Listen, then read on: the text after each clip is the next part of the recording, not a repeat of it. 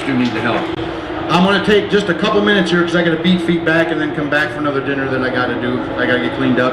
Anybody have any questions? Just a couple of quick questions we can do. We do have one question. Oh, you want to sign that? Yeah, that's your question. Will I sign that? Yes, I will. Okay. One question down. Anybody else?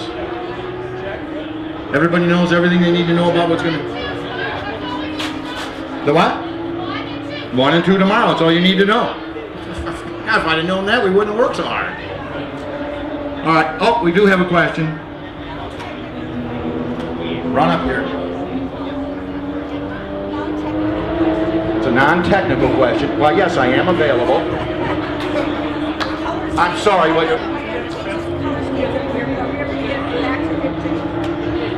There's a good question for you. We do a new color scheme each year, and Kirk Benyon and his design staff come up with those designs. But somebody was asking, are we ever going to get back to Big Jake? The car that we debuted for Laguna, that was our Laguna car, the yellow car and the black car, they were the inverse. Anybody see on the internet that they did a program where they looked at the livery, which is the paint scheme of the world's best paint schemes on race cars? And that's stuff like the Johnny Player Lotus, the Castrol Jaguar. You guys just follow sports car racing, you know the great liveries that are out there. The Jake car placed 9th in that overall, best in the world all time. Best in the world. Management was not fond of it. They didn't like it at all, and I got in a lot of trouble for it because I did it without asking. Imagine that. But the people loved it, and you know what? That's why I'm here. I'm here to make you guys happy. All right? So it's unlikely we'll get back to Big Jake unless you guys mount some kind of campaign. Not that I would ever suggest you do that, but if you were to do that and voice your opinion to management of what you'd like to see on the race car, that could help get their thinking back on track and in line with what the customer wants. So it's unlikely, but I'm holding out hope. I never give up. I'm a Jake guy.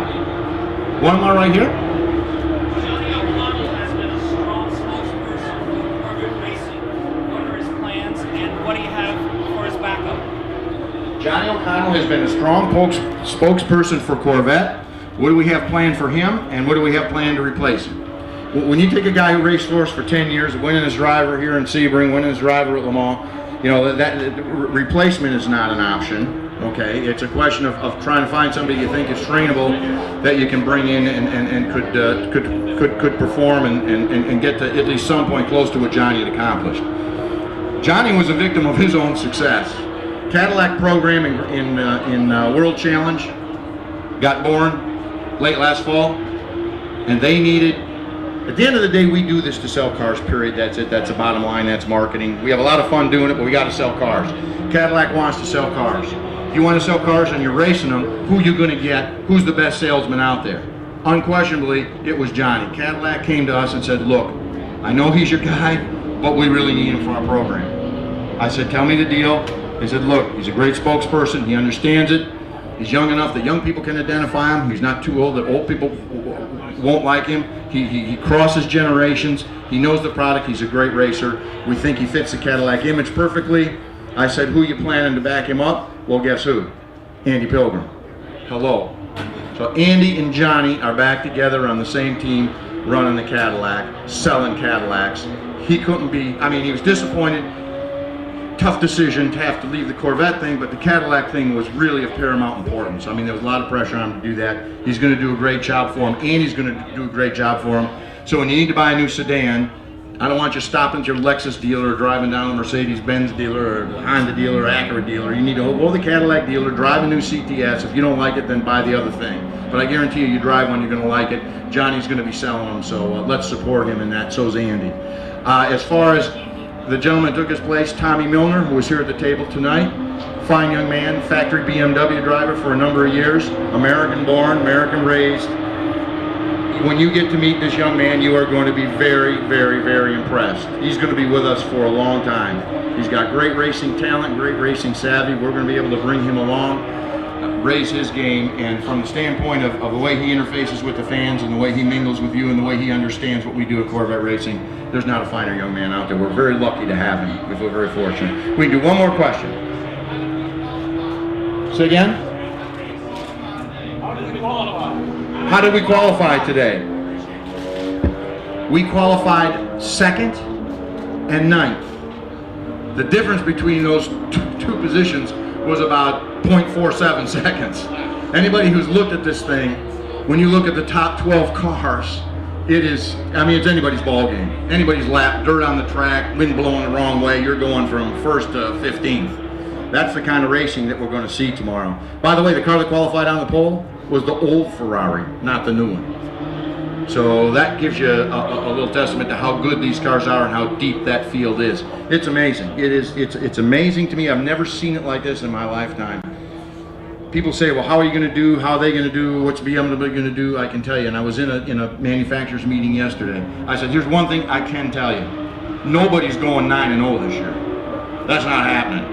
Nobody's going to clear the bench on this thing. It's going to be a dogfight right down to the last race. You can guarantee yourself about that. You're going to be battling for first, second, third. You're going to be battling for 5th place in some cases. That's how tight it's going to be from track to track. Because these cars all behave differently on different surfaces.